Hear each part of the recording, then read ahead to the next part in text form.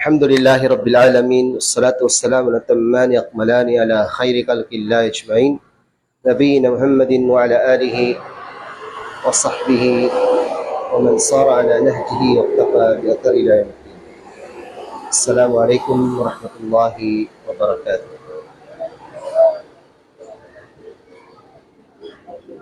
Ang lahat ng papuri at pasasalamat na ukol lamang sa Allah subhanahu wa ta'ala. Purihin at pasalamatan natin siya at nawa ang kanyang habag, pagpapalat, kapayapaan ay mapa sa kanyang huling mensahero at propeta, si Propeta Muhammad, sa kanyang pamilya at kasamahan at sa sinumang tumahak sa kanyang tuwid na landas.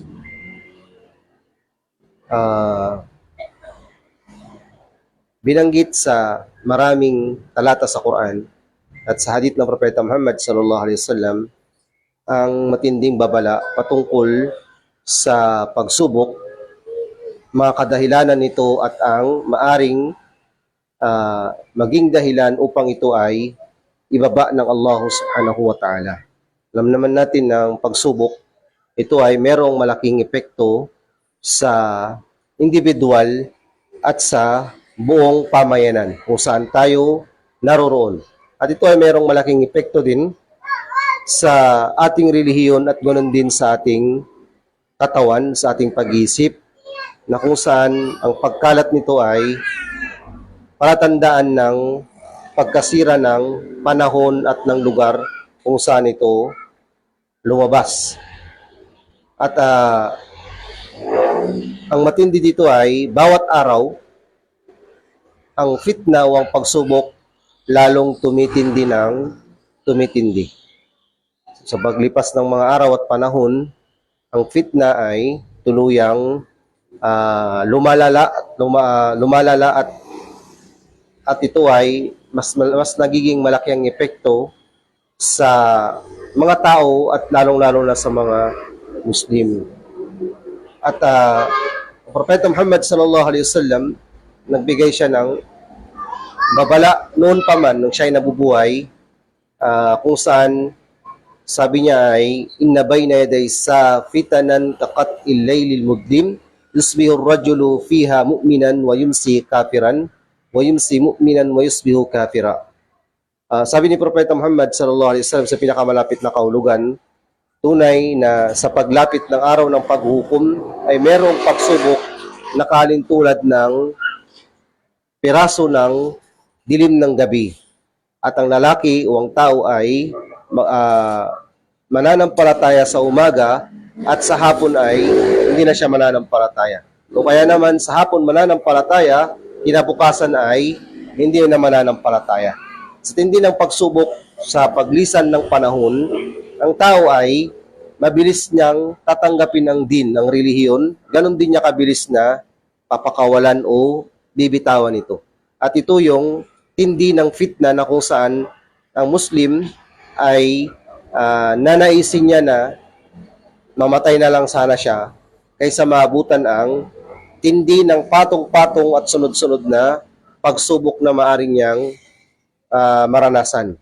Sabi ni Propeta Muhammad sallallahu alaihi wasallam, "Alladhi nafsi biyadi la tadhhabu ad-dunya hatta yamurra ar-rajulu 'ala al-qabr fa yatamarragu alayhi wa yaqulu ya laytani kuntu makana sahib hadha al-qabr wa laysa bihi ad-dinu illa al-bala." Rawahu Muslim.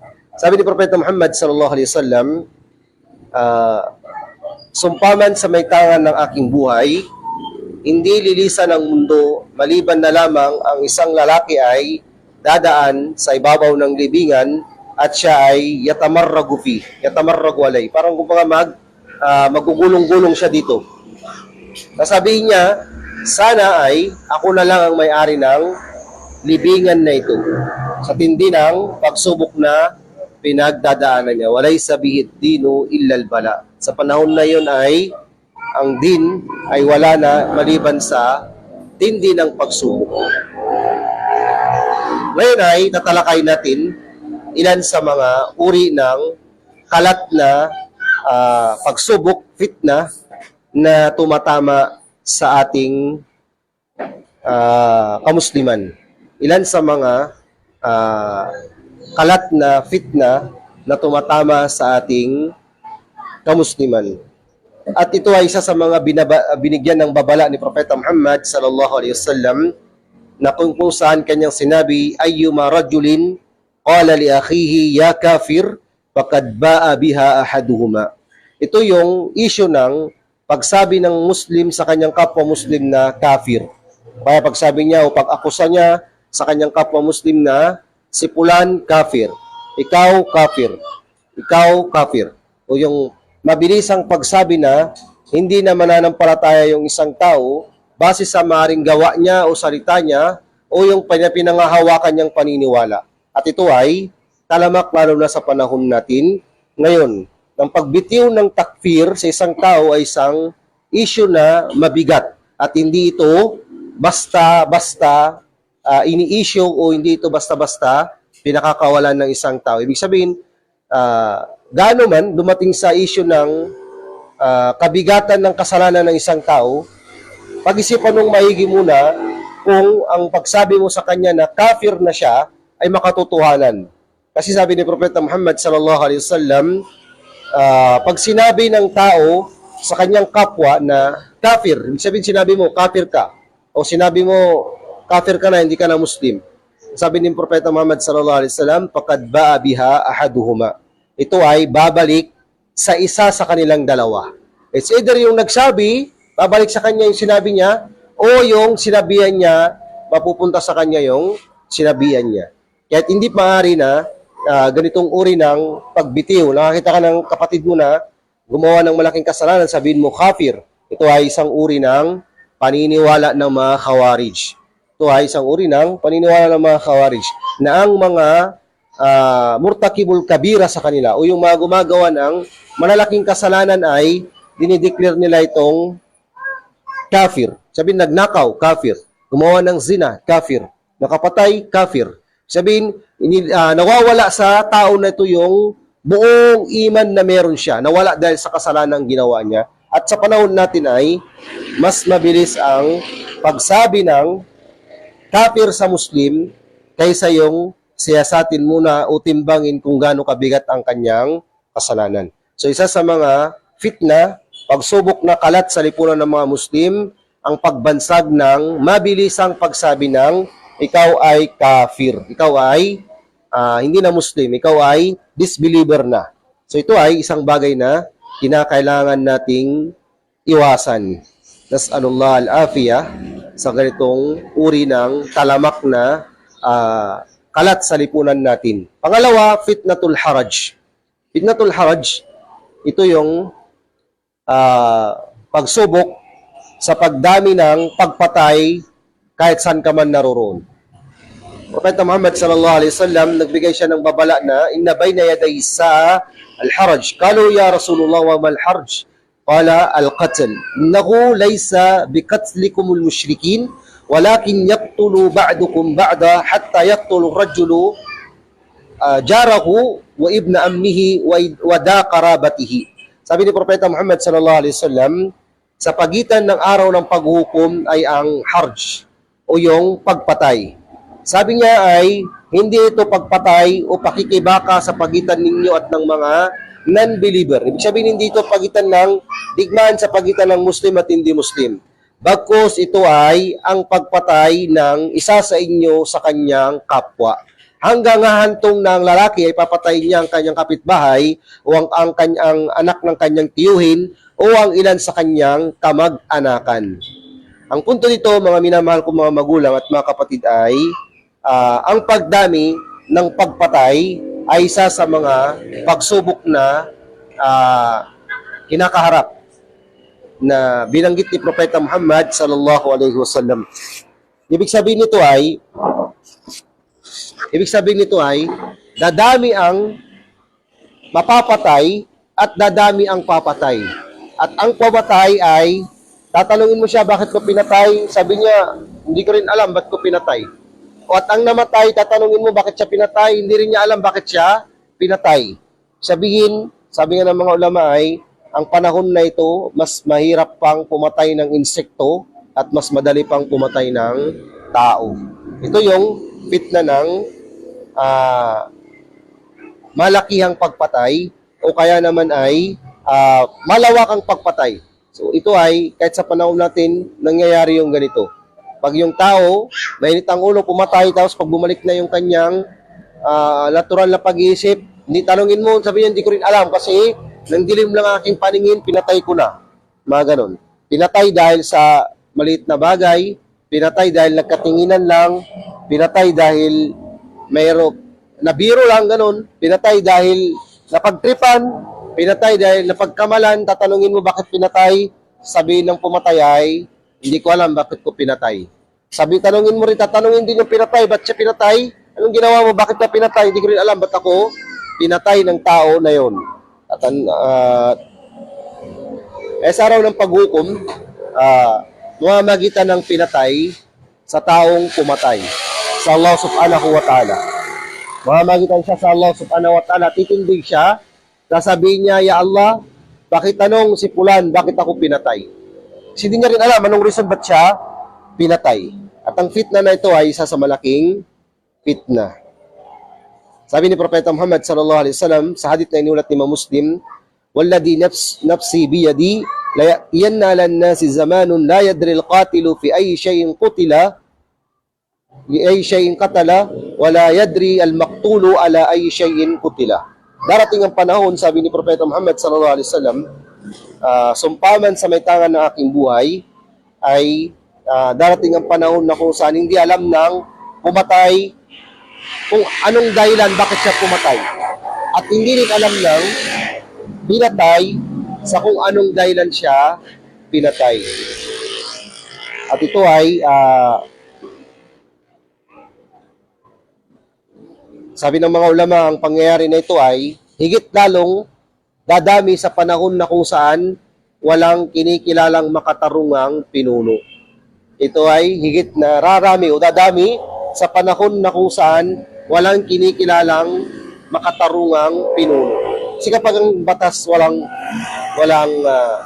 pangil, talagang ang mga nasasakupan ay gumagawa ng gusto nilang gawin kahit na ito ay paglabag sa batas ng tao, lalo na sa batas ng Allah subhanahu wa ta'ala. Pangatlong uri ng fitna ay inkilab al-mawazin. Sabihin ay pagbaliktad ng timbangan. Sabihin, kabilang sa mga fitna na talamak at nangyayari sa panahon natin at nangyari na sa mga sinaunang panahon, mangyayari pa sa mga susunod na panahon, inkilabul mawazin. Ibig sabihin nito ay, ang timbangan ng mga bagay-bagay ay nagbago. Ibig sabihin, halimbawa, ang timbangan ng matalino sa panahon na ito, halimbawa, marunong sa lahat.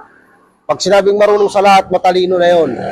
Ang timbangan ng katarungan, halimbawa, kapag may kaya ka na sa iyong katarungan.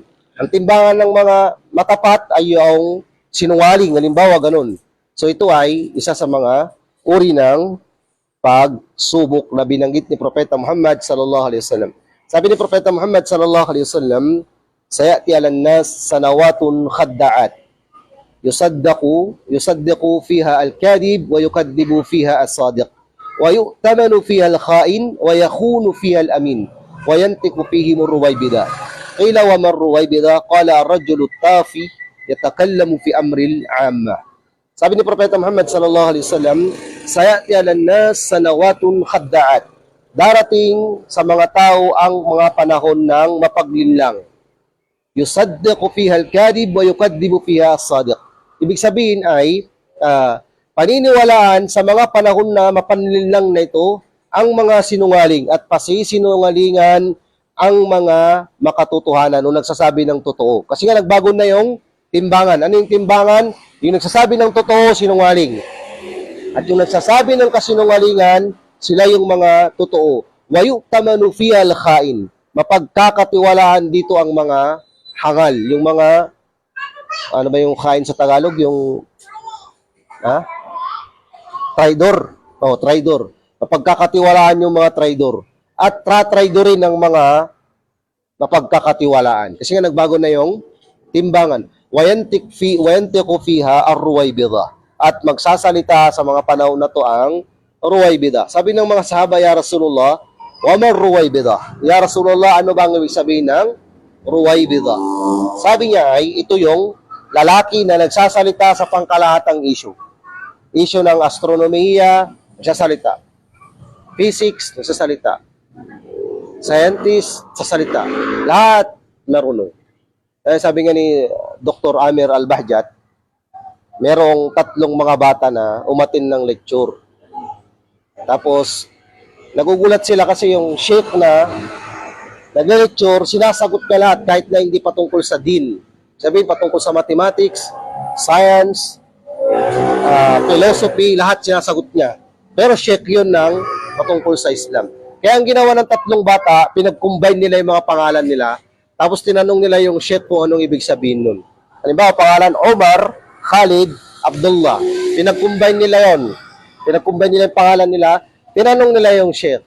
Sheikh, anong ibig sabihin ng ganito? Ibig sabihin, pinagsama nila yung pangalan nila. Sabi ng sheikh ay, isang uri ng halamang tumutubo sa lugar ng Sanaa sa bansang Yemen. Okay. O, diba? Matindi yun, diba? Sinagulat yung mga bata. Kaya yung mga bata na yun ay nilantad nila na sinungaling yung nagli-lecture na yan. Kasi wala naman talagang ganun. Wala naman talagang ganun. Gawa-gawa lang. So, gawa-gawa lang yun. So, ang sinabi ng Propeta Muhammad sallallahu alaihi wasallam, darating ang panahon na ang mga timbangan ng nakasanayan nating katotohanan ay mababaliktad. Halimbawa, yung mga nagsabing totoo, nasabihin silang sinungaling. Yung mga sinungaling, sila yung tatangkilikin ng mga tao at sasabihin totoo. Yung mga mandaraya, sila yung mapagkakatiwalaan at yung mga mapagkakatiwalaan, babansagan silang mga mandaraya. At ito ay nangyayari na kahit saang panahon pa man. At lalo pa itong mangyayari sa paglisan ng mga panahon. Pangapat ay fitnatu du'atid dalalah. Pagsubok ng mga nag-aanyaya tungo sa pagkaligaw. Pagsubok ng ito ay sinabi ni Propeta Muhammad sallallahu alaihi wasallam, du'atun ala abwabi jahannam man ajabahum ilayha qadafuhu fiha. Qala Hudayfa radiyallahu an, ya Rasulullah sifhum lana. Qala hum min jildatina wa yatakallamuna bi alsinatina. Qala Hudayfa kama ta'muruni in adrakani dhalik. Qala talzam jama'at al-muslimin wa imamahum. Rawahu al-Bukhari wa Muslim. Ito yung fitna patungkol sa mga nag-aanyaya tungo sa pagkaligaw.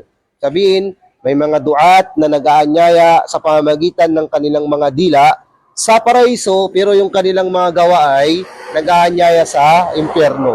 O kaya naman ay mga taong matatamis magsalita, tapos ang susunod sa kanila ay ililigaw nila ng landas. Sabi ni Propeta Muhammad sallallahu alaihi wasallam, may mga nag-aanyaya sa tarangkahan ng impyerno.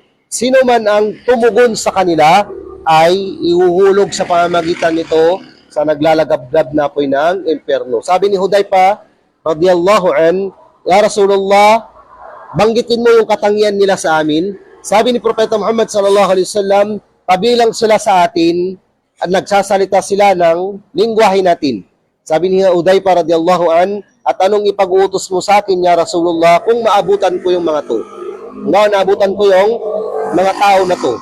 Sabi ni Propeta Muhammad sallallahu alaihi wasallam, manatili ka sa grupo ng mga Muslim kasamang kanilang pinuno. Ito ay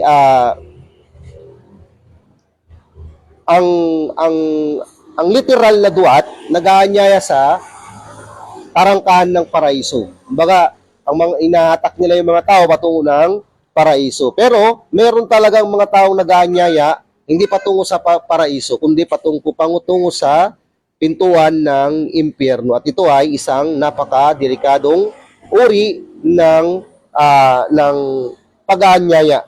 At ito ay yung mga nagsasabi pa man din ng sinabi ng Allah at sinabi ni Propeta Muhammad sallallahu alaihi wasallam. Sila yung mga binabaliktad nila ang kahulugan ng aya o kaya naman binibigyan nila ng ibang paliwanag ang aya at ang hadith ng Propeta Muhammad sallallahu alaihi wasallam, o kaya naman ay ginagawa nila ito upang ilihis ng landas ang kamusliman patungo sa pagkaligaw na sana ay doon sila iiwas So ito ay napakahirap ng kalagayan na kung saan ang mga nag-aanyaya sana sa atin sa mabuti ay sila ang mag-aanyaya sa atin sa impyerno. Ito ay isang matinding babala sa ating lahat sa bawat panahon. So kabilang sa mga uri ng fitna na binanggit dito sa mga uri ng fitna na ito ay fitna ng pera. Pulos, sabi nga ng mga Arabo ay pulos. Kumbaga pag pera na ang usapan, gagalaw na talaga yung puso, isipan, lahat. Kasi ganito katindi yung fitna ng pagsubok ng pera. Fitna ng pera ay ito yung isa sa mga common na fitna na meron sa atin, hindi lang mga Muslim, pati pang kalahatang tao. Ang Allah subhanahu wa ta'ala, pinatutuhanan niya to sa pagsabing, innama amwalukum wa auladukum fitna. Tunay na ang inyong ari-arian, ang inyong mga anak ay pagsubok. Pagsubok. Sabi ni Propeta Muhammad sallallahu alaihi wasallam, inna likulli ummatin fitna. Wa fitnatu ummati almal. Sabi ni Propeta Muhammad sallallahu alaihi wasallam, tunay na sa bawat nasyon ay fitna. Ibig sabihin, pagkaligaw at kasalanan. Sa bawat mga nasyon, may mga natatanging pagkaligaw at kasalanan. At ang binanggit ni Propeta Muhammad sallallahu alaihi wasallam, wa fitnatu ummati almal. At ang pagsubok,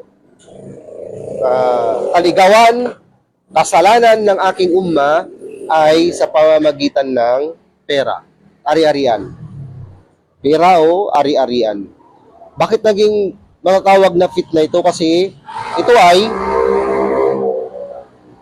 sa pamamagitan ng pera, marami ang pwedeng magbago. Hindi lang yung gaganda yung buhay o maraming gustong mabili. Hindi lang yun. Minsan ay mababago ka sa iyong pag-uugali, mababago ka sa iyong pakikitungo, at ang pinakamasaklap kung mabago ang iyong pagiging Muslim. Dating nagsasala, nagjujuma, nakikita sa masjid, nung mahirap pa, nung naglalakad pa, yung nagkaroon ng motor, wala na. Diba? Yung yumaman, umangat sa buhay, wala na, hindi na nakita.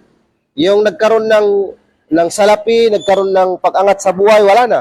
Hindi na nakita yung pagka-Muslim niya. Dating nakahijab nung mga panahon na nangangailangan, mahirap, ganun. Pero yung naging yumaman na ay, siyempre, tanggal na lang hijab para naman makita yung suot niya kung ano yung suot niya, di ba? Mga ganung mga bagay. So, problema, di ba? Ito yung pagsubok ng ari-arian, kayamanan, pera. Kahit ang Propeta Muhammad sallallahu alaihi wasallam, minsan sinabi niya, mal fakhru akhsha alaikum. At hindi ang kahirapan ang kinakatakot ko sa inyo. Walakin akhshaan tubsata alaikum ad-dunya kama busitat alaman qablakum wa tanafasuha kama tanafasuha wa tuhlikukum kama halakatsun. Rawahul Bukhari wa Muslim. Sabi ni Propeta Muhammad sallallahu alaihi wasallam, hindi kahirapan ang kinakatakot ko sa inyo. Sabihin, hindi natatakot ang Propeta Muhammad na maghirap tayo, makaranas tayo, makalasap tayo ng kahirapan. Pero ang kinakatakot niya ay yung ilatag sa atin ang dunya o ang mundo. Makaranas tayo ng kasaganan, kaluwagan sa buhay, kayamanan, mag-unahan tayo dito.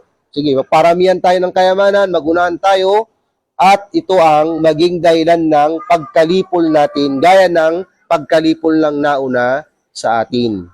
So ito ay, basta pulos talaga ay problema. Pera, talagang may mga magkakapatid noon na mahirap pa sila, yung lumaki na, nagkapera-pera, nagkaaway-away na sila, gano'n.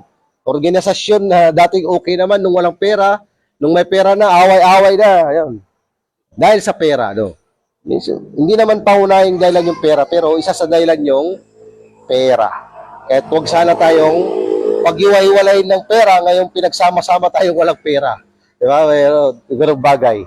So, sabi ng Allah subhanahu wa ta'ala, وَمِنْهُمْ مَنْ عَاهَدَ اللَّهِ لَإِنْ آتَانَ مِنْ فَضْلِهِ لَنُصَدَّقَنَّ وَلَنَكُونَنَّ مِنَ الصَّالِحِينَ فَلَمَّا آتَاهُمْ مِنْ فَضْلِهِ بَخِلُوا بِهِ وَتَوَلَّوْا وَهُمْ مُعْرِضُونَ.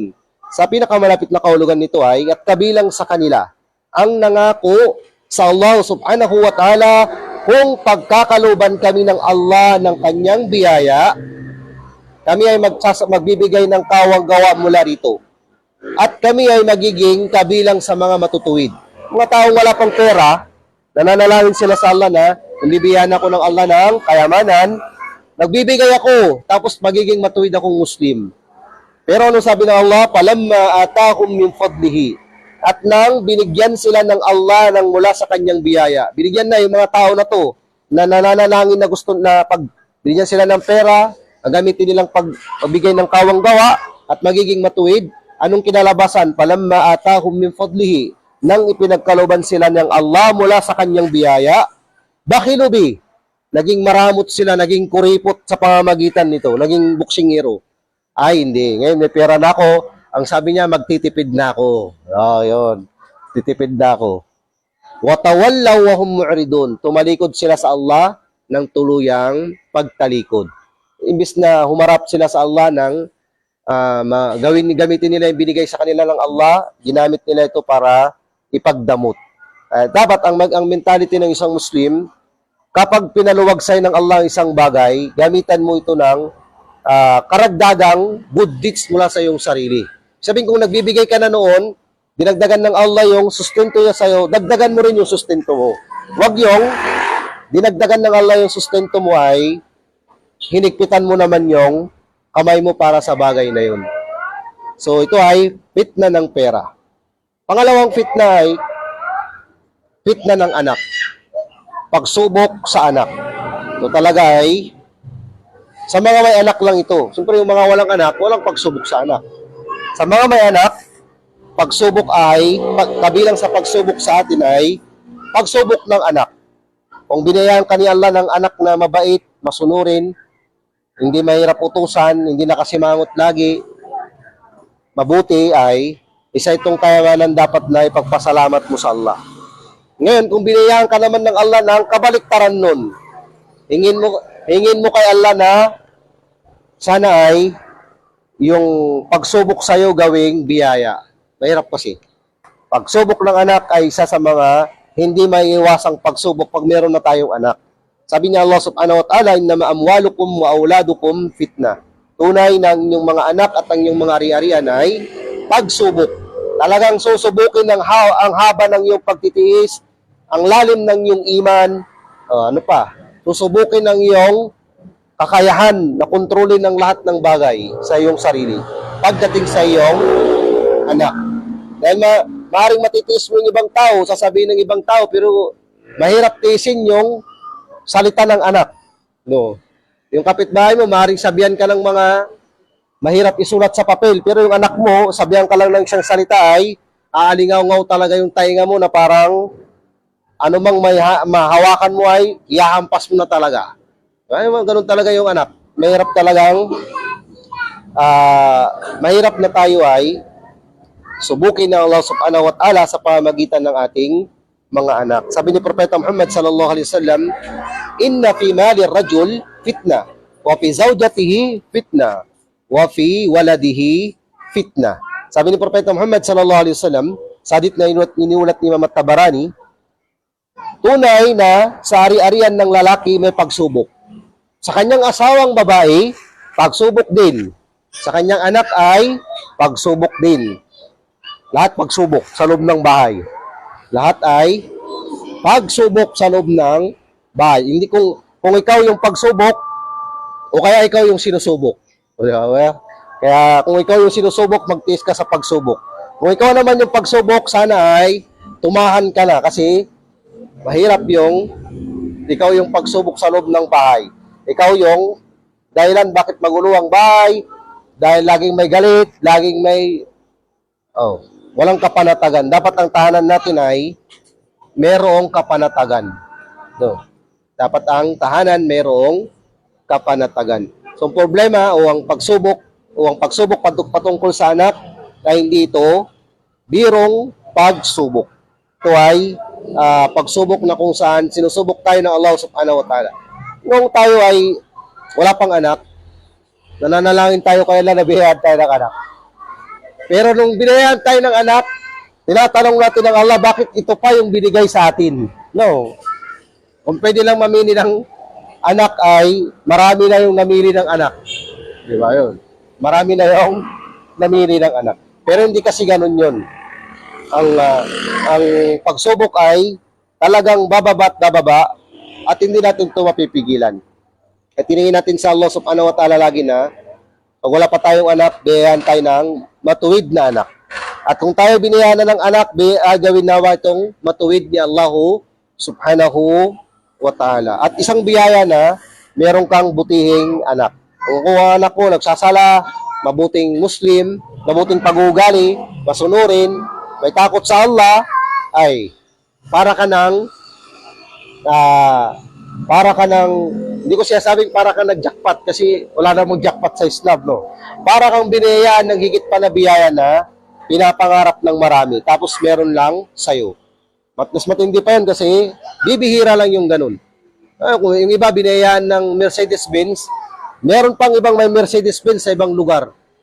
Kung yung iba binayaan ng mansyon, meron pang may mansyon. Pero pag binayaan ka ng anak na mabuting anak, ay wala kang kaparehas. Kung meron man ay mangilan-ngilan lang kayo. At ito ay biyaya na dapat na ipagpasalamat kay Allah subhanahu wa ta'ala. Kung hindi naman ay panalangin mo na nawa ay buksan ng Allah ang kanyang pag-unawa at ang kanyang puso at ituwid ang kanyang landas habang hindi pa huli ang lahat. Tunay ng Allah ang naggagabay sa kanyang alipin. Sunod dito ay fitnatun nisa. Pag binanggit talaga ang pagsubok, hindi mawawala yung babae. Fitna ng kababaihan. Pagsubok ng kababaihan. Bakit wala bang pagsubok ng kalalakihan? Puro babae yung minsan. Pag binanggit ang fitna, babae. Pag binanggit ang pagsubok, nandiyan ang anak, nandiyan ang ari-arian, nandiyan ang babae. Yan talaga yung magkakasunod. Hindi maiwasan. Pag binanggit ang pagsubok, nandiyan ang anak, nandiyan ang babae, nandiyan ang ari-arian. At kabilang sa mga binanggit ng mga ulama ay pagsubok sa mga lalaki patungkol sa babae. Ito yung malaking pagsubok sa kalalakihan, babae. Maring ang lalaki, mapagkakatiwala mo yan sa pamumuno, pagkakatiwala mo yan sa salapi, pagkakatiwala mo yan ng anumang bagay, pero huwag kang magtiwala pagdating sa babae. Kasi lalaki yan. O, di ba? Kasi lalaki yan. O, pag dalawa, lalaki, babae, pangatlo yan, syaitan. Kaya mahirap o bibihira ang lalaki na kaya niyang hawakan ng kanyang sarili pagdating sa harap ng isang babae. Kaya ito ay matinding pagsubok sa kalalakihan.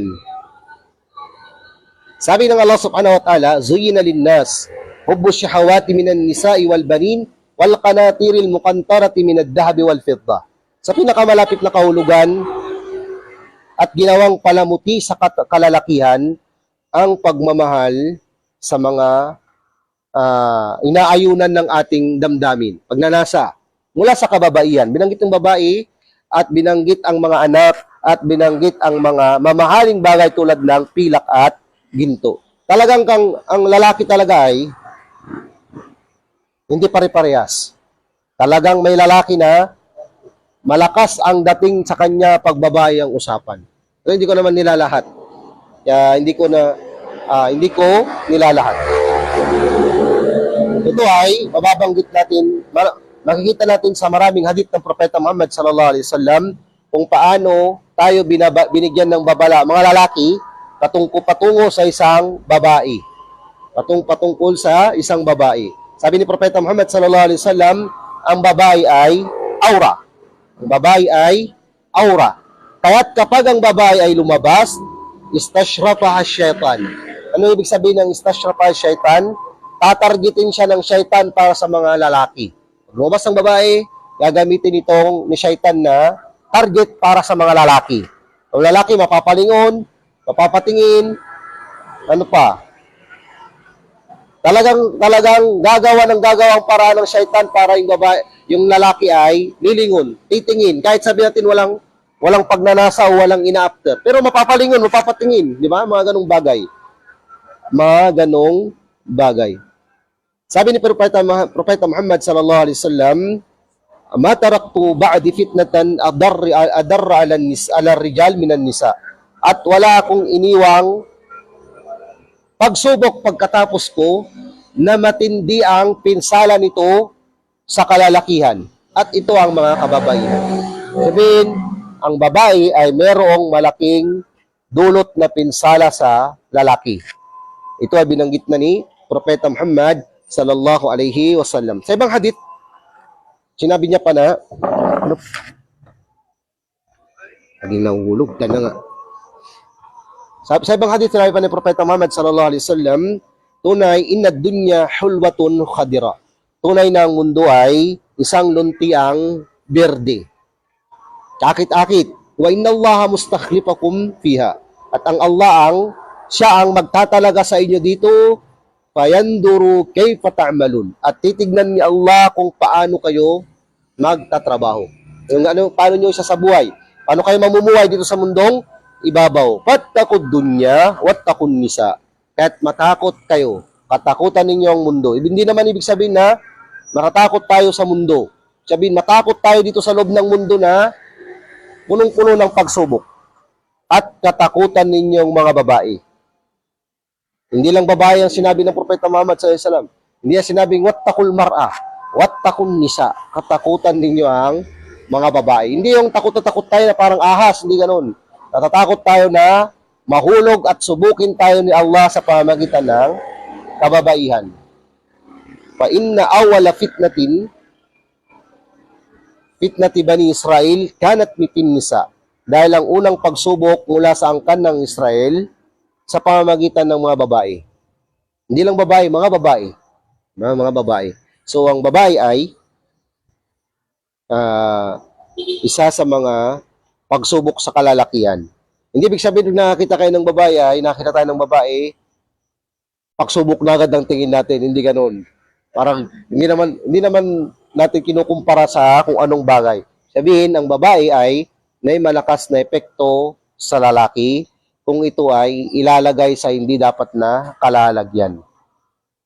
Binanggit ni Ibn al-Qayyim sa kanyang aklat na, limutan ko yung aklat na yun, na merong isang muaddin sa Misr ng sinaunang panahon.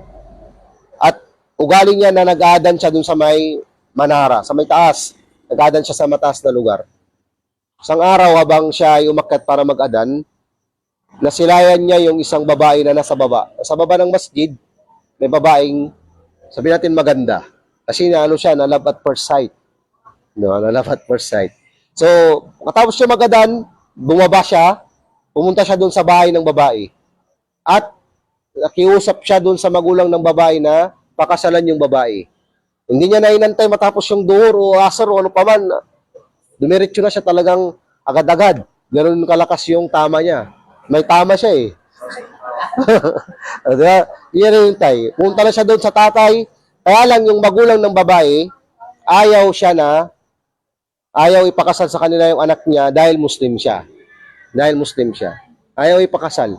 Kaya medyo, sabi niya, kung lalabas ka sa Islam, papakasal namin sa iyo yung anak namin. So, ang ginawa niya, lumabas siya sa Islam para makasal. So, nang nakasal, yung taas ng bubong ng bahay, bumagsak at nadaganan siya, namatay. So, masaklap na pagkamatay. Namatay na hindi Muslim. So, lahat yun nagsimula lang ng love at first sight siya sa babae sa baba ng masjid. Hay, buhay. So, doon na tayo magtatapos sa lecture natin ngayong araw.